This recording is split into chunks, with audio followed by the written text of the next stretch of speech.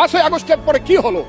এইখানে ইউনূস সরকার ছিল, আমি শিল্পকলার সামনে থাকি, একটা গান হইতে পারে নাই, একটা নাটক হইতে পারে নাই, একটা লালনের গীতি হইতে পারে নাই, একটা বাউল গান হইতে পারে নাই। সবকিছু কালো শক্তি ধ্বংস করে দিয়েছিল। তারা বলেছিল কোন মুক্তিযুদ্ধ হয় নাই, 47-এর যুদ্ধ হয়েছে, আর 24-এর যুদ্ধ হয়েছে, আর 71-এ গন্ডগোল হয়েছে।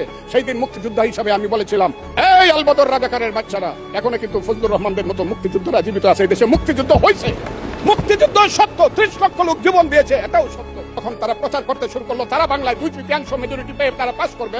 আমি হতভাগা ফজলুর রহমান বলেছিলাম, জামাত জোট যদি মেজরিটি পায় তাহলে আমি 20 খাবো। এই কথাটা আমি বলেছিলাম, 20 খাবো। হ্যাঁ, কথাটা সত্য, আমি বলে যাচ্ছি। এবং তারা কোনোদিন যুদ্ধে জয়লাভ করতে পারে না, রাজনৈতিক যুদ্ধে, কারণ তাদের পূর্বপুরুষ বাংলাদেশ চায় নাই। বাংলাদেশ যদি থাকে, এই বাংলায় শুধু বেলিচা মিলিয়ার জুই ফুল ফুটে না, এদেশের রক্তগোলাপ রক্ত জবা ফুটে, এদেশের জঙ্গলে শুধু কোকিল ডাকে না, এদেশের জঙ্গলে রয়্যাল বেঙ্গল টাইগারও থাকে। যতদিন রয়্যাল বেঙ্গল টাইগার থাকবে, মুক্তিযোদ্ধা জিতবে, রাজাকার কোনোদিন এদেশে জয়লাভ করতে পারবে না। আমি চ্যালেঞ্জ করে বলে গেলাম।